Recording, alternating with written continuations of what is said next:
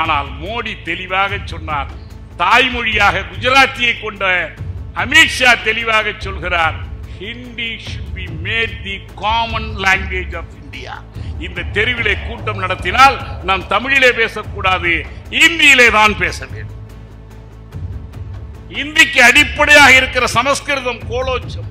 ஆகவே நண்பர்களே, ஒரே மதம், ஒரே கட்சி, ஒரே தலைவர், ஒரே மொழி, ஒரே கல்விக் கொள்கை, ஒன்று மட்டும் இவர்கள் சொல்லவே மாட்டார்கள், ஒரே சாதி என்று அவர்கள் வாயிலே வராது. இந்த ஒற்றை சாதியினுடைய ஆதிக்கத்திற்குத்தான் இதெல்லாம் சாக்கு. இப்படி ஒரு ஆபத்தை நாம் எதிர்நோக்கி கொண்டிருக்கிறோம். அடுத்தபடியாக சிறைப்பொறை ஆற்றும்படி தமிழ் தேசிய விடுதலை இயக்கத்தினுடைய பொதுச் செயலாளர் மதிப்புக்குரிய தோழர் தியாகு அவர்களை அன்போடு அழைக்கிறேன். நரேந்திர மோடி 3வது முறை ஆட்சிக்கு வர வேண்டும் என்று சென்ற தேர்தலிலே முயன்றார். மீண்டும் மோடி வேண்டும் மோடி என்று தமிழ்நாட்டிலே கூட முழக்கம் கொடுத்தார்கள். எங்கள் கூட்டணிக்கு 400 இடத்திற்கு மேல் கிடைக்கும், 1000 ஆண்டுக்குரிய அடித்தளத்தை இடுவேன் என்று மோடி நாடாளுமன்ற மக்களவையிலேயே முழங்கினார். நாம் எதிர்பாராமலும் நம்முடைய எதிர்ப்பையும் மீறி மீண்டும் ஒரு முறை மோடி தேர்ந்தெடுக்கப்பட்டார். ஆனால் அவர் கேட்ட கட்டளையை மக்கள் அவருக்கு தரவில்லை.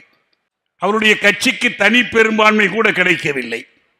அவர்களுக்கு தனி பெரும்பான்மை கிடைத்திருந்தால், கூட்டணிக்கு 400 இடத்திற்கு மேல் கிடைத்திருந்தால், இந்திய அரசமைப்பு சட்டத்தை ஒரே அடியாக காலிலே மிதித்துவிட்டு RSS நூற்றாண்டு நேரத்தில் இந்து ராஷ்டிரத்தை அறிவிக்க அவர்கள் திட்டமிட்டார்கள்.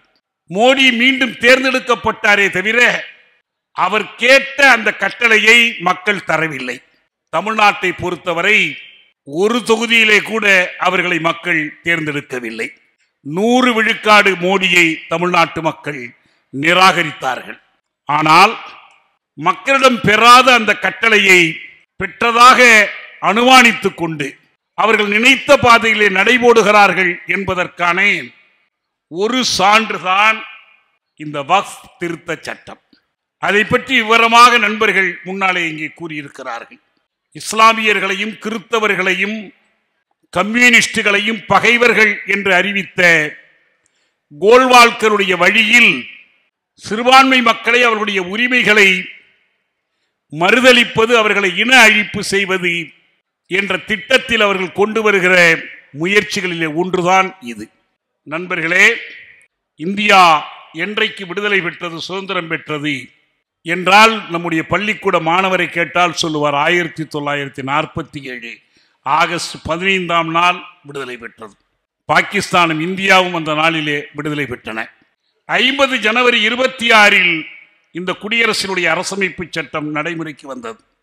ஆனால் இந்த பாடத்தை கூட மறுத்து மோடியின் எடுபடியாக இருக்கிற இந்தியாவுடைய உள்துறை அமைச்சர் அமித்ஷா சொல்கிறார், இந்தியா என்றைக்கு சுதந்திரம் பெற்றது தெரியுமா?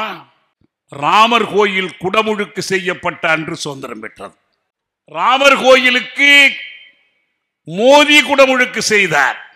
சங்கராச்சாரியார்கள் எதிர்ப்பை எல்லாம் மீறி செய்தார். அப்படி செய்த நாள்தான் ஏதோ ஒரு இடத்திலே நடைபெற்ற குடமுழுக்கு அல்ல.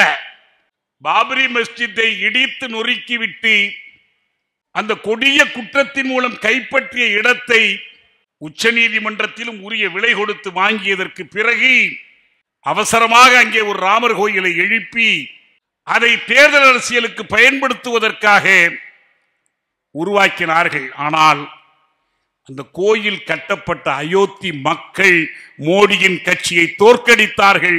அந்த முயற்சிக்கு அவர்கள் அங்கீகாரம் தரவில்லை. ஆனால் அந்த நாள் தான் இந்தியாவின் விடுதலை நாள் என்று அமித்ஷா அறிவிக்கிறார்.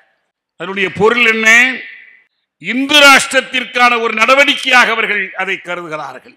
அமித்ஷாவுடைய அந்த கருத்தை மோடி மறுக்கவில்லை, எந்த பாஜக அமைச்சர் மறுக்கவில்லை. இந்திய நாட்டினுடைய சுதந்திர நாள், அரசமைப்பு சட்டம் ஏற்கப்பட்ட நாள் எதுவுமே அவர்களுக்கு பொருட்டில்லை. ஏனென்றால் அவர்களுக்கு ஒரு திட்டம் இருக்கிறது.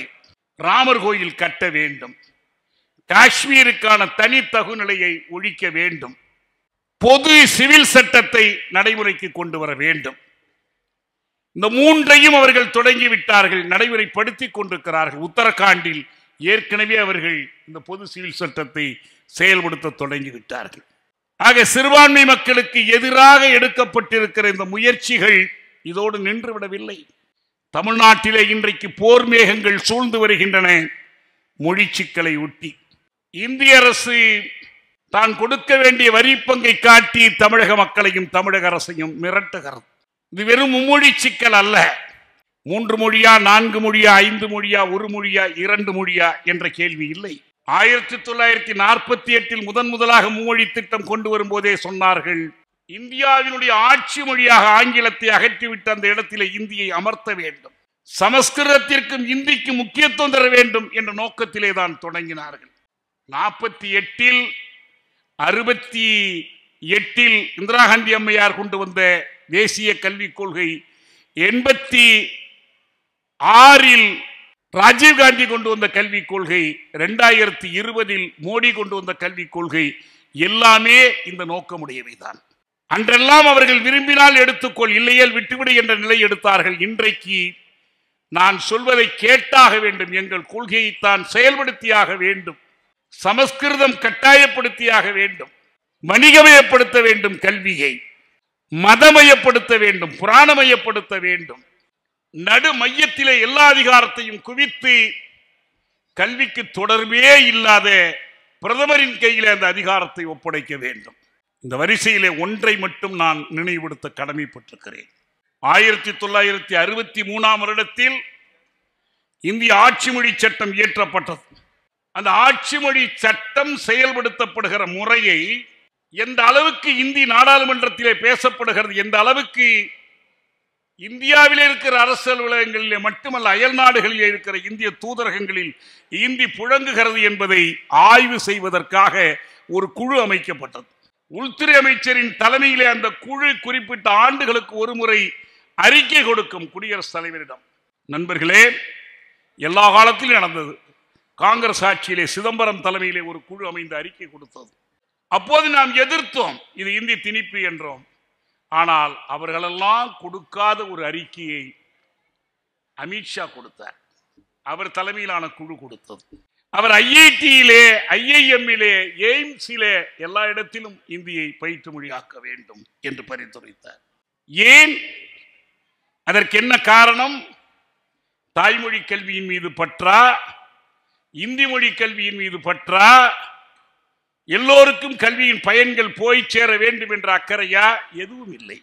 அந்த அறிக்கையினுடைய கடைசி வாக்கியம், இதையெல்லாம் செய்யவில்லை என்றால் Hindi cannot be made the common language of India. Language of instruction அல்ல, official language அல்ல, link language அல்ல. அதுதான் இதுவரைக்கும் பேசப்பட்டது. ஆனால் மோடி தெளிவாக சொன்னார்.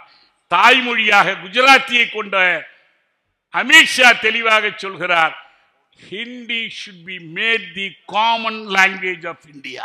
இந்த தெருவிலே கூட்டம் நடத்தினால் நாம் தமிழிலே பேசக்கூடாது, இந்தியிலே தான் பேச வேண்டும். இந்திக்கு அடிப்படையாக இருக்கிற சமஸ்கிருதம் கோலோச்சம். ஆகவே நண்பர்களே, ஒரே மதம், ஒரே கட்சி, ஒரே தலைவர், ஒரே மொழி, ஒரே கல்விக் கொள்கை, ஒன்று மட்டும் இவர்கள் சொல்லவே மாட்டார்கள், ஒரே சாதி என்று அவர்கள் வாயிலே வராது. இந்த ஒற்றை சாதியினுடைய ஆதிக்கத்திற்குத்தான் இதெல்லாம் சாக்கு. இப்படி ஒரு ஆபத்தை நாம் எதிர்நோக்கி கொண்டிருக்கிறோம். எல்லா துறையிலும் மோடியினுடைய பாய்ச ஆட்சியை மக்கள் அவருக்கு தராத ஒரு கட்டளையை வைத்துக் கொண்டு நிறைவேற்ற துடிக்கிறார்கள். இதை எதிர்த்து நீதிமன்றங்களிலே வெல்கிறோமோ இல்லையோ, இந்த நீதிமன்றங்களிலே நாம் வெற்றியை நிலைநாட்டியாக வேண்டும்.